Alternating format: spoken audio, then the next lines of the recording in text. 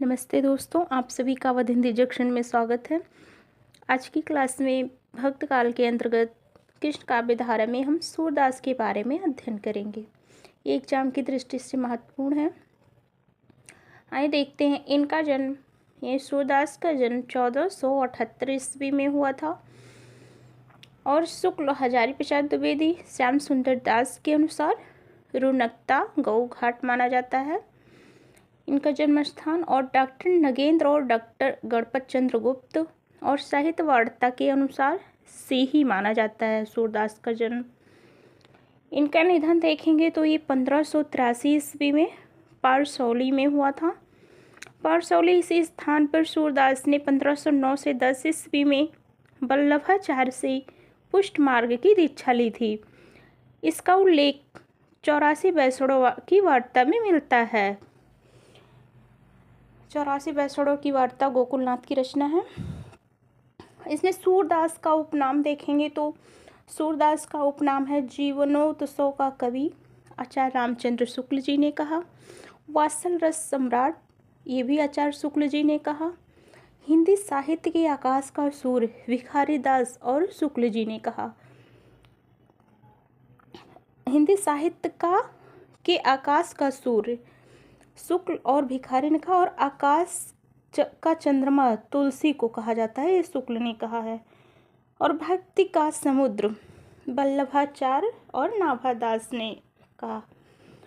पुष्ट मार्ग का जहाज विट्ठल नाथ ने कहा। और खंजन नयन अमृतलाल नागर ने इस नाम से जीवनी फरक उपन्यास लिखा है। भावाधिपति आचार्य रामचंद्र शुक्ल जी ने कहा। सूरदास की प्रमुख रचनाएं देखेंगे। इनकी प्रमुख रचनाएं हैं सूरसागर, सूर सरावली, साहित्य लहरी। पंडित दीनदयाल गुप्त के अनुसार इनकी रचनाओं की संख्या 25 है। उनके अनुसार सूरसागर, सूर सारावली, साहित्य लहरी, सूर साठी, सूर पचीसी, सूर रामायण भी महत्वपूर्ण रचनाएं हैं इनकी। पहली रचना सूरसागर है। सूरसागर के बारे में डिटेल देखेंगे।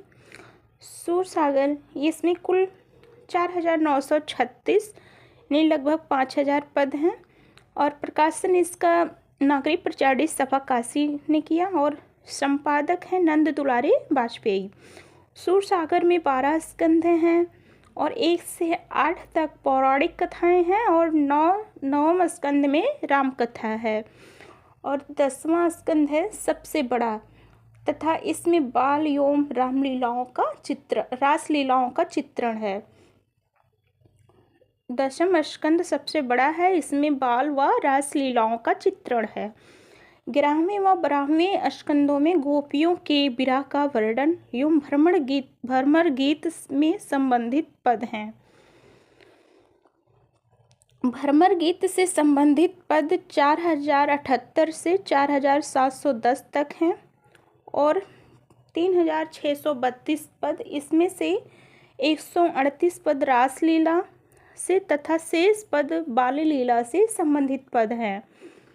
सूरसागर को विभिन्न विद्वानों द्वारा दिए गए नाम।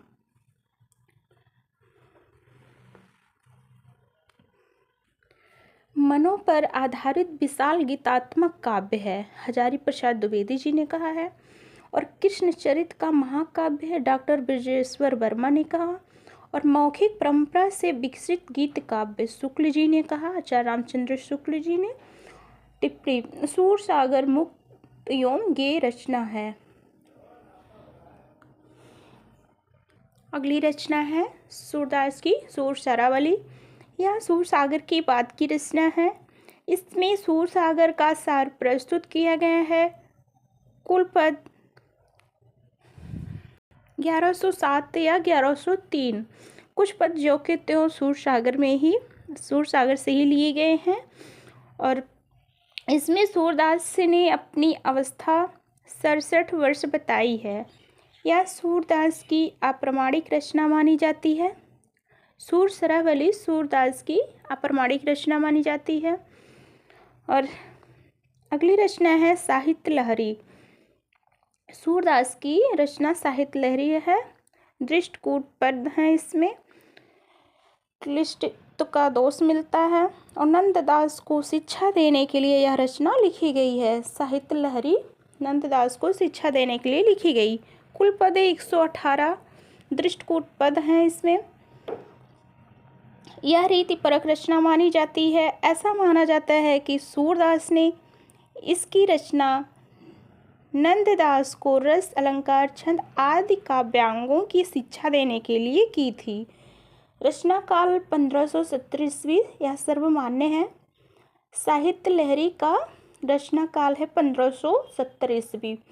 शुक्ल जी के अनुसार 1550 ईस्वी है। इस रचना में सूरदास ने 118वें पद में सूरदास ने स्वयं को चंद्रवरदाई का वंशज माना है। सूरदास ने अपने को चंद्रवरदाई का वंशज माना है। तो साहित्य लहरी रचना में सूरदास की रचनाओं एवं सूरदास के संदर्भ में आलोचकों के मत। सूरसागर किसी पहले से चली आती हुई गीत काव्य परंपरा का, चाहे वह मौखिक ही क्यों ना रही हो, पूर्ण विकास सा प्रतीत होता है। किसने कहा है? तो रामचंद्र शुक्ल, आचार्य रामचंद्र शुक्ल। अगला मत है सूरदास अन्योक्त एवं उपालंभ काव्य है। तो किसने कहा? डॉक्टर नगेंद्र ने। अगला मत है सूरदास बालक हृदय लेकर पैदा हुए और बालक हृदय लेकर ही संसार का निर्वाह कर गए। तो डॉक्टर हजारी प्रसाद द्विवेदी जी ने का मत है ये। अगला मत है श्रृंगार और वात्सल के क्षेत्र में जहाँ तक इनकी दृष्टि पहुँची वहाँ तक और किसी कवि की नहीं। बालक चेष्टाओं के स्वाभाविक मनोहर चित्रों का इतना बड़ा भंडार कहीं नहीं। तो यह आचार्य रामचंद्र शुक्ल का मत है। अगला मत है वल्लभाचार्य से प्रभावित होकर जिन कवियों ने कृष्ण भक्ति पर रचना की उनमें सूरदास सबसे अधिक प्रसिद्ध है। तो यह मत किसका है? डॉक्टर रामकुमार वर्मा का है। अगला मत है भ्रमर गीत सूर्य साहित्य का मुकुटमणि है। यदि वात्सल और श्रृंगार के पदों को निकाल भी दिया जाए तो हिंदी साहित्य में सूर का नाम अमर रखने के लिए भ्रमर गीत ही काफ़ी है। तो यह मत है आचार्य रामचंद्र शुक्ल का। दोस्तों वीडियो अच्छी लगी तो चैनल को लाइक करें, सब्सक्राइब करें, शेयर करें। धन्यवाद।